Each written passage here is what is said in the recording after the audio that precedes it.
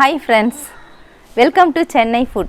இந்த கேக் செய்யறதுக்கு இட்லி பாத்திரம் போதுங்க. ரொம்பவே வித்தியாசமான முறையில் செய்ய போறோம்.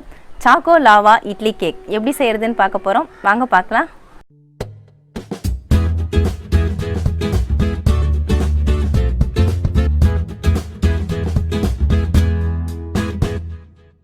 இந்த கேக் செய்யறதுக்காக Dairymilk சாக்லேட் 100 கிராம் அளவுக்கு எடுத்துக்கோங்க. அதை சின்ன சின்ன பீசஸா நம்ம உடைச்சி போட்டுக்கலாம். இந்த மாதிரி சின்ன சின்ன பீசஸா உடைச்சி போட்டுக்கோங்க. இத பவுல்ல நீங்க போட்டுக்கோங்க. சாக்லேட் பீசஸ் எல்லாத்தையும் நான் இந்த மாதிரி உடைச்சி போட்டுட்டேன் பாருங்க. இதை நாம மெல்ட் பண்ண போறோம். மெல்ட் பண்றதுக்காக டபுள் பாயிலிங் மெத்தட்ல தான் பண்ண போறோம். நான் பாத்திரத்துல தண்ணி வச்சிருக்கேன். தண்ணி இப்போ கொதிக்கிறதுக்கு ஸ்டார்ட் ஆயிடுச்சு. இதுல இந்த பவுலை வச்சுக்கலாம். வச்சிட்டு மிக்ஸ் பண்ணி விட்டாலே போறோம். மெல்ட் ஆயிடும் கொஞ்ச நேரத்துல. பாருங்க டபுள் பாயிலிங் மெத்தட்ல தான் நான் மெல்ட் பண்ணியிருக்கேன். நல்லா மெல்ட் ஆயிடுச்சு பாருங்க. தண்ணி நல்லா கொதிச்சிட்டு இருக்கு. அதுக்கு மேல நான் இந்த பவுல் வச்சு பண்ணியிருக்கேன். பாருங்க சாக்லேட்லாம் நல்லா உருகி மெல்ட் ஆயிடுச்சு. இதை நம்ம அடுப்பு ஆஃப் பண்ணிட்டு இந்த பவுலை நான் கீழே இறக்கிடுறேன். மெல்ட் பண்ண சாக்லேட்டை நம்ம வேற ஒரு குட்டி பவுலுக்கு மாற்றி விட்டுக்கலாம். அரை கப் அளவுக்கு பால் எடுத்துக்கோங்க. இந்த பாலை நம்ம பட்டர் மில்காக மாற்ற போகிறோம். இதில் அரை ஸ்பூன் அளவுக்கு லெமன் ஜூஸ் சேர்த்து விட்டுக்கலாம்.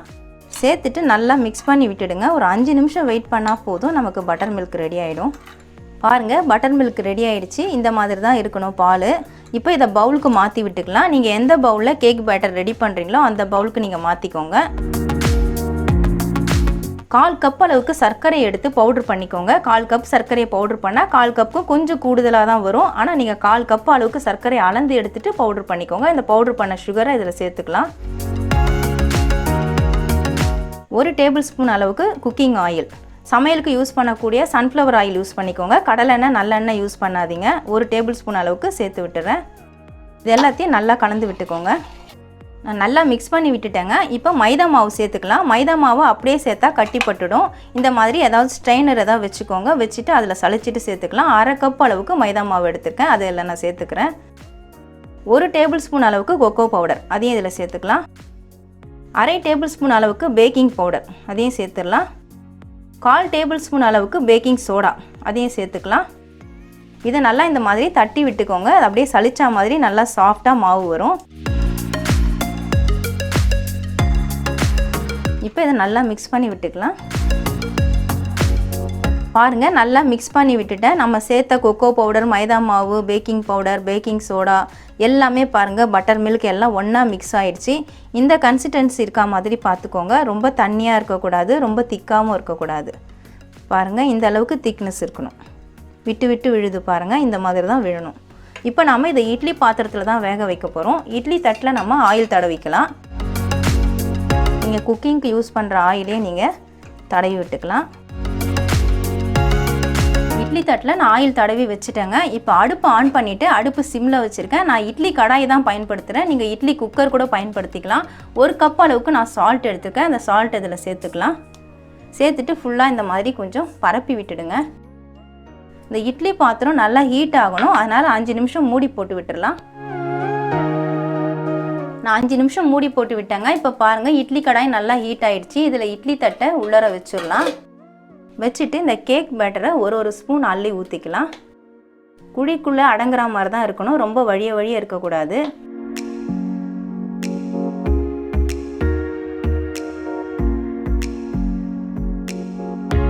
இப்போ நம்ம மெல்ட் பண்ணி வச்ச இந்த சாக்லேட்லேருந்து கொஞ்சமாக எடுத்துக்கலாம். எடுத்துட்டு இந்த மாதிரி சின்ன சின்னதாக உருட்டிக்கோங்க. உருட்டிட்டு இதில் நடுவில் வச்சிடலாம்.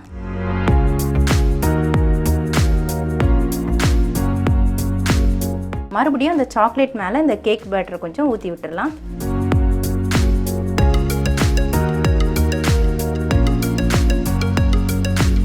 அவ்வளவுதாங்க. அடுப்பு சிம்லேயே தான் இருக்கணும்.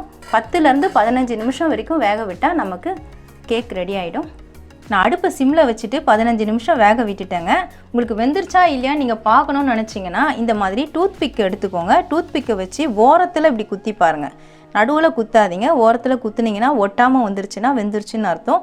ஒட்டுச்சுன்னா வேகலைன்னு அர்த்தம். அப்படி வேகலைன்னா இன்னும் ஒரு 2-3 நிமிஷம் நீங்கள் வேக விட்டுக்கலாம். ஆனால் அடுப்பு சிம்மில் தான் இருக்கணும். இப்போ நல்லா வெந்துருச்சு. நான் இறக்கிட்டேன் பாருங்கள். கொஞ்சம் சூடு ஆறட்டும். நம்ம இதை பிளேட்டுக்கு மாற்றி விட்டுக்கலாம். நல்லா ஆறுனதுக்கு அப்புறமா நான் இட்லி தட்டிலேருந்து எடுத்துட்டேங்க. பாருங்கள் சூப்பராக வந்திருக்கு. Choco lava idli cake ready ஆயிடுச்சுங்க. ரொம்பவே சாஃப்டாக இருக்குது பாருங்கள்.